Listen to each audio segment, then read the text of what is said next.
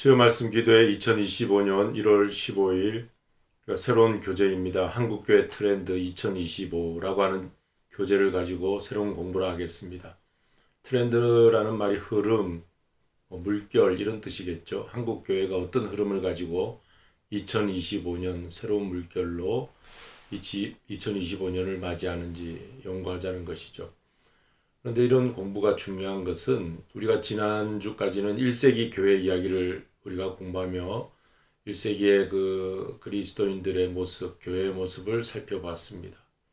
그 이제 본질에서 기본적인 본질의 그 모습이었다면 이제 21세기의 교회의 어떤 흐름, 방향 이런 것을 살펴보는 시간에 오늘 우리의 신앙의 방향도 알 수가 있는 것이죠. 이런 공부를 하면서 내 신앙의 가고자 하는 방향이 올바른 것인지, 우리가 어디에 서 있는지, 앞으로 어떻게 해야 되는지 이런 것에 대한 공부가 되겠죠. 그래서 이런 공부가 중요하다 생각이 듭니다.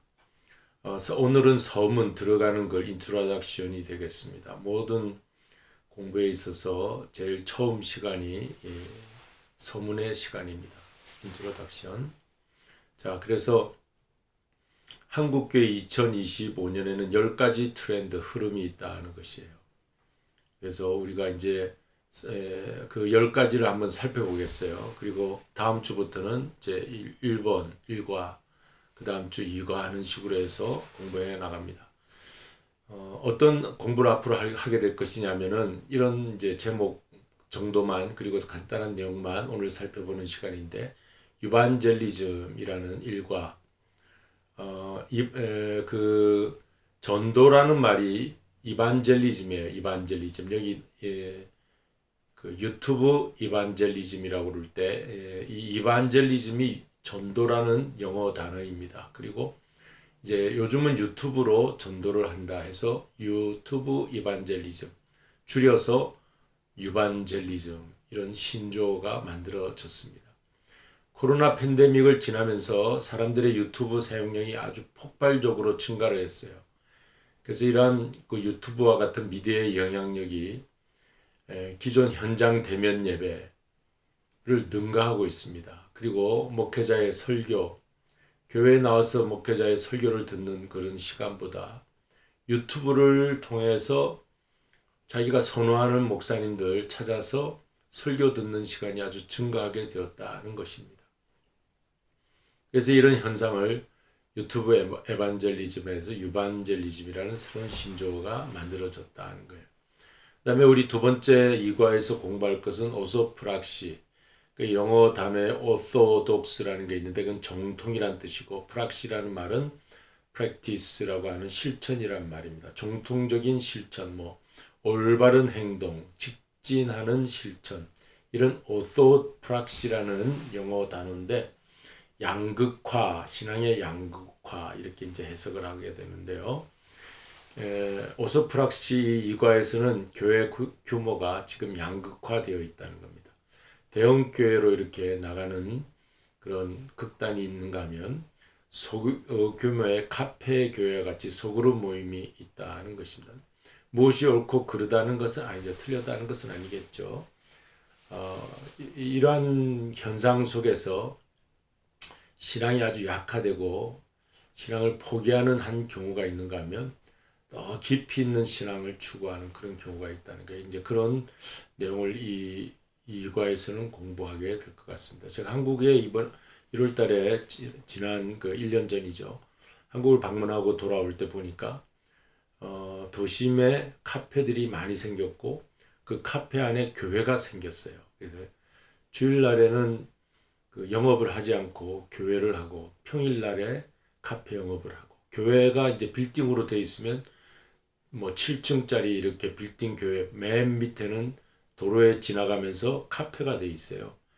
그래서 제 친구가 목회하는 광주 그 교회도 가보니까 거기도 맨 밑에는 카페가 되어 있어서 빵도 팔고 커피도 팔고 그렇게 되고 2층 3층은 이제 교회죠. 그리고 그 위쪽에는 또 이제 사택이 되어 있고 이제 그렇게 빌딩을 만들어 놨더라고요. 그런 것도 한번 공부해 보는 시간을 갖도록 하겠습니다. 그리고 제 3과에는 패밀리 크리스찬이라는 내용을 다룰 텐데 가족들이 신앙을 계승하고 있다 하는 그런 내용이 되겠습니다. 교회 학교 학생들을 살펴보니까 부모들이 다 교회를 다니고 있더라는 것입니다. 예전에는 부모는 이제 불교를 나가고 아이들만 교회를 나오는 그런 아이들이 많았는데 지금은 다 부모들이 교회를 나올 때 아이들도 교회를 나온다. 이제 가족 신앙 계승이 되었다. 중고등부 출석 학생들의 신앙 비율을 보니까 모태 신앙자가 60% 이상이었다는 것. 이 말은 뭘 말인가 하면은 신앙 계승이라는 것이 긍정 요소가 될 수 있지만 전도되어 새신자 되는 비율이 상대적으로 적다는 얘기를 말하는 것이에요. 구태여 전도를 열심히 내지 않고 교회를 잘 나오니까 부모들도 나오고 아이들도 나오니까 그래서 비교적 상대적으로 전도 새신자 전도가 적다 이런 이제 부정적인 요소가 한국 교회 안에 있다는 것입니다. 네 번째 한국 교회의 모습을 보니까 솔트리스 처치 세속화가 되었다. 솔트리스라는 소금 맛을 잃어버렸다는 것이죠. 세속화, 세큘라리제이션. 세속화란 뜻이 뭐냐 하니까 세상과 닮아가고 있다. 이제 세속화가 세상 속에 세속 속에 들어가서 교회가 이제 거룩한 공동체인데 구별되어야 되는데 완전히 구별된 그 거룩성이 사라지고 그 속에 들어가 있다는 것입니다. 한국교회 교세 하락화, 일반세 기독교 신뢰도가 11% 미만. 예전에는 뭐 50% 이상 기독교라고 하면 교회라고 하면 신뢰를 한다 하는 그런 시절도 있었어요. 그러나 지금은 교회는 신뢰할 단체가 아니다. 성직자들에 대해서 신뢰도가 많이 떨어져 있어요. 그러한 것을 세속화라고 그러죠. 그리고 솔트리스, 맛을 잃어간 거죠. 예수님은 너희는 세상에 소금이 되라 했는데 지금은 소금이 되지 않은 교회가 되고 말았다. 이렇게 이제 다섯 번째는 멘털 케어 커뮤니티, 정신 건강. 지금은 현대인들이 다 정신적인 프로그램을 가지고 있습니다. 한국인의 사회적 고립도는 세계 최고 수준이라고 그럽니다. 혼자 사는 사람이 많아졌고 그래서 영국에는 고독부 장관이 있다고 그래요. 우리나라에는 아직 고독부 장관까지는 없죠. 그런데 고독부 장관 있는 영국보다도 외로움 지수가 더 높은 게 사실은 한국인이다. 그런 말이 있습니다. 우울증 환자가 100만 명이 넘는 사회가 되고 말았다고 해요. 사실 100만 명보다 더 많은 300만 명 넘는 우울증 환자들, 정신과 병원을 찾지 않고 집에서 방 안에 이제 틀어박혀 있는 것이죠. 부모들도 그 자녀들을 방 안에 가만히 놔두죠. 그리고 이제 문만 열고 먹을 것 넣어주고 이제 그렇게 하고 있는 그게 청년들이 25만이 넘는 청년들이 있다. 거의 폐인 수준으로 있는 청년들이 많다는 얘기를 들은 적이 있습니다. 이거는 공식적인 이제 숫자일 텐데 비공식적 숫자는 이보다 더 많을 것이라는 것입니다. 스트레스, 우울감, 불안감 이게 정신 건강인데 이런 문제를 교회 안에서 교회가 어떻게 대응해야 하는가? 사회만 그런 것이 아니라 교회 안에도 정신적인 프로그램을 가진 멘탈 디지즈가 있는 그런 교우들이 많이 있는데 어떻게 해야 되나? 그게 다섯 번째 시간. 그리고 여섯 번째 시간에는 스피리추얼 젠지라고 해서 젠지 Z세대를 20대 청년 세대라고 합니다. 근데 이 20대 청년 세대들이 우리가 메말라 있는 것 같지만 자신들 나름 스피리추얼을 가지고 있다는 거예요. MZ 세대에서 M은 이제 밀레니엄이라 해서 M은 30대를 말하고 그리고 G 세대는 Z 세대는 20대를 말한다. 우리가 참고로 그렇게 알아둬야 되겠죠. 그래서 저들을 부를 때 젠지라고 부르게 됩니다. 근데 이들은 어떤 어릴 때부터 어떤 환경에서 자랐는가 하면은 디지털 네이티브라고 합니다. 이들을 그래서 아날로그 세상에서 산 것이 아니라 디지털 세상에서 살았어요. 산책할 때 막 뛰어다니는 그 자기 아이를 그 밀고 다니는 그 안에 그 아이가 딱 앉아 있는데 그 아이가 덜컹덜컹 하면서 그 엄마는 이렇게 막 밀고 뛰어갑니다. 그 안에서 그 아이가 뭘 보고 있냐면은 이제 그 모니터를 보고 있어요. 이런 작은 컴퓨터, 휴대용 컴퓨터, 노트북이죠. 그런 걸 보고 있는 거예요. 그래서 이 어린아이 때부터 디지털 네이티브가 되었습니다. 어릴 때 눈 뜨면서 이제 식당에 5살짜리 아이 데리고 오면 휴대폰부터 주고 조용히 하고 오락하고 있으라 이제 그러죠. 그런 것이 아이들이 디지털 환경, 이 컴퓨터나 노트북 컴퓨터 혹은 스마트폰 여기에서 이제 자라난 아이들이 자기 나름 부모가 알지 못하는 컬처에 그리고 릴리전에 접하면서 성장한 세대라는 거예요. 우리가 모르는 사이 이 아이들은 자기 나름의 스피리추얼을 가지게 되는 거죠. 그래서 예술이나 음악이나 그것이 자기 종교화가 되고 자기의 문화가 되고 해서 그 아이들의 마음을 지배하고 그 아이들의 영혼을 지배하는 그런 시대가 되었어요. 자, 그 다음에 우리가 공부할 것은 또 싱글 프렌들리 처치라고 합니다. 네, 싱글 사역이라고 하는데 싱글은 혼자 사는 걸 말하죠. 그러니까 혼자 사는 사람에게 친밀한 친화적인 교회가 되어야 된다. 앞으로의 이제 현대 교회에서 우리가 염두에 둬야 할 그 대상이 이런 싱글들입니다. 앞으로 갈수록 싱글들이 많아진다는 것이죠. 교회 청년부에 20대 초반 대학생도 있고 또 30대 중반 미혼도 있고 아직 결혼을 하지 않은 결혼 대기자들을 말합니다. 40대 되면 결혼을 했는데 다시 돌아왔어요. 그걸 돌싱이라고 하죠. 돌아온 싱글. 자, 이런 사람들이 싱글로 혼자 남아 있어요. 근데 갈 곳이 없다는 거예요. 이 사람들에 대한 미혼 남녀라든지 돌아온 싱글들이 갈 곳이 없는 것이죠. 왜냐하면 프렌들리하지 않으니까. 다 눈초리로 쳐다보고 있으니까. 그렇게 해서는 안 되는 거죠. 교회들이 이 사람들이 외로운 마음으로 이제 적응하지 못하는 것을 적응할 수 있도록 해야 한다는 것입니다. 자, 이들은 결혼 대기자요. 또 어떤 사람은 비혼주의자일 수 있어요. 한국의 청년들이 나 결혼 안 해 하는 사람들이 아주 많다고 그래요. 구태여 뭐 결혼할 필요가 없다는 그런 생각들이 많이 들어가 있는 것이죠. 그 다음에 쉽게 이혼을 하고 또 혹은 사별해서 혼자가 된 사람들, 이 사람들에 대해서 교회가 프렌드리하게 잘 돌봐야 한다. 그런 걸 말합니다. 그 다음에 8번째는 시니어 미니스트리가 이제 한국교회 트렌드가 되어야 된다. 왜냐하면 교인들 중에 고령의 신자들이 많이 이제 남아있게 됩니다. 그걸 시니어 미니스트리. 저는 실버 목회라는 말을 많이 들었는데, 실버 목회. 근데 이제 우리 트렌드 중에 시니어 미니스트리가 실제로 이제 등장하게 되었어요. 고령화 사회에 필요한 실버 목회라는 것입니다. 사실 우리 교회도 60대, 70대, 80대로 되어 있잖아요. 거의 실버 목회를 하고 있는 것이죠. 그래서 2025년도 노인 인구 1000만 명 시대를 한국 사회가 맞이하게 된다는 거예요. 2024년 7월에 1024명이었다고 그래요. 그러니까 25년도부터는 완전 노인 인구 1000만 명 시대가 되고 2030년, 35년 이제 10년 후에는 65세 이상 지금 절반 넘는 사람들이 더 2배나 뛰게 되는 그런 시대를 맞이하게 된다는 것입니다.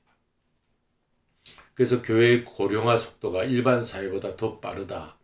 일반 사회에는 그래도 다양한 계층이 있지만 교회에는 젊은 사람들이 자꾸 빠져나가고 나이 많은 사람만 생기니까 교회 고령화가 더 빠르게 진행되고 있다. 그래서 시니어 미니스트리 우리가 깊이 생각해야 하는 시대를 맞이했습니다. 그 다음에 포텐셜 레이어티. 레이어티는 평신도라는 말이에요. 레이티. 평신도라는 말은 사실 계급적인 의미가 있는데 저 가톨릭에서 그 신부들, 교황청의 신부들 이런 사람들을 이제 높이 생각하고 또 밑으로 생각하기 레이티란 말이 아래에 있다, 놓여 있다 그런 뜻이잖아요. 근데 이 좋은 말은 아니에요. 레이티란 말이. 그러니까 평신도란 말이 좋은 뜻에서 나온 말이 아니에요. 마치 계급화된 하이에라키라고 하는 것이 계급주의인데 그게 계급 그 교황 이제 가톨릭에서 계급을 따집니다. 그러나 우리 교회는 목사, 전도사가 이 계급이 있는 게 아니야. 서로 동등한 수준이고 사역과 사명이 다른 것일 뿐입니다. 절대로 계급화 만든 그 목회자 중심으로 신자들을 이렇게 쉽게 아래에 있는 것으로 레이티 밑에 있는 것으로 그렇게 생각해서는 안 돼요. 근데 어쨌든 단어니까 단어로 생각하면 이 일반 신자들이 포텐셜이 있다는 거예요. 잠재적인 능력이 있다는 거예요. 그래서 목회의 상당 부분 사역을 신자 일반 신자가 대체하게 된다. 왜냐하면 지금 목회자들이 숫자가 줄어들고 있어요.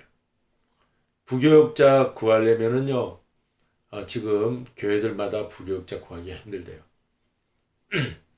차라리 부목사 교회에서 부목사 하지 않고 나가서 그 알바를 해도 카페에 가서 알바를 해도 부목사보다 더 시급이 더 많고 더 스트레스가 없다고 하는 그런 말이 생겼어요 벌써. 그리고 부교역자들이 서울 도심에서만 있으려고 하지 저 지방에 부산이나 광주나 목포, 대구 이런 곳에 내려가지 않는다고 합니다. 그만큼 또 부교역자 수급도 약해졌고 그래서 이제 앞으로는 일반 신자들이 교회 사역을 대체하게 될 것이다. 이제 그런 말이 나오기 시작합니다. 그동안 편안하게 구경하는 관점에서 교회 나와서 신앙생활 했다면 이제는 우리가 이런저런 일들을 다 해야 되는 그런 시대를 살게 되죠. 우리 교회는 봉사하시는 분들이 많이 있는데 벌써부터 우리는 사역을 열심히 하고 계시죠. 그래서 이제 앞으로는 교회가 좀 더 이제 초대교회의 모습을 더 회복해야 되는 그런 시대가 되지 않겠는가 그런 생각을 하게 됩니다. 마지막으로는 선교 트렌드, 미션 비욘드 트래디션, 전통을 넘어선 선교. 그동안 전통적인 선교보다 이제는 앞서가는 선교를 하게 돼. 세상이 다 바뀌었어요. 한국도 보니까 다문화 가정이 많이 생겼어요. 이주해온 이주민들이 많이 생겼습니다. 미국과 같이 다양한 그 인종들, 다양한 민족들이 이민 사회를 이루고 있는 것처럼 한국도 지금 다문화 이주민 사회가 되었어요. 그래서 이제 선교가 새로워지고 또 아까 유튜브 선교처럼 미디어 선교가 새로워졌어요. 그래서 새로운 접근법, 전략들 이런 것들을 공부해보자는 것이죠. 그러니까 우리가 한 달 전, 두 달 전에 1세기 교회, 초대교회에 대해서 공부했다면 그건 원본적인 것이고 원론적인 것 그러한 기본적인 자세를 우리가 배우고 그들의 열심을 우리가 헌신을 그러한 삶의 자리에서 우리가 배웠다면 이제는 21세기의 한국교회 트렌드를 보면서 2025년, 2030년, 2035년을 내다보며 앞으로의 시대에는 우리가 어떻게 대처해 나가야 되는가. 우리 자녀들, 우리 손자녀들은 어떤 교회에서 신앙생활을 하게 될 것인가. 여러분 우리가 지금 이건 나하고 관계없고 나에게 좀 공감이 되는 내용은 팔가가 되겠구나. 시니어 미니스트리가 되겠구나. 이건 내가 좀 공부할 때 나한테 적용되는 내용이겠구나. 그럴 것이 아니라 모든 내용들이 다 우리 손자녀들에게도 해당되는 얘기가 아니겠습니까? 그리고 우리가 그리스도인으로서 교회 신앙생활하는 우리의 모습이 앞으로의 교회는 어떤 모습이어야 되는가 이런 것이 되지 않겠어요? 이런 일들이 잘 진행되어 나가고 주님 오시는 그날까지 우리의 사명을 감당해 나가는 우리 교회가 되기 위해서 이런 공부를 하고자 합니다. 이제 새로운 신선한 도전이 될 것 같습니다. 복음성가 우리 함께 나누시죠.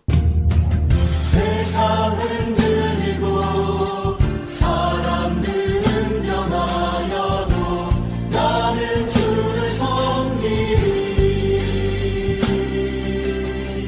주님의 사랑은 영원히 변하지 않네. 나는 주를 신뢰해.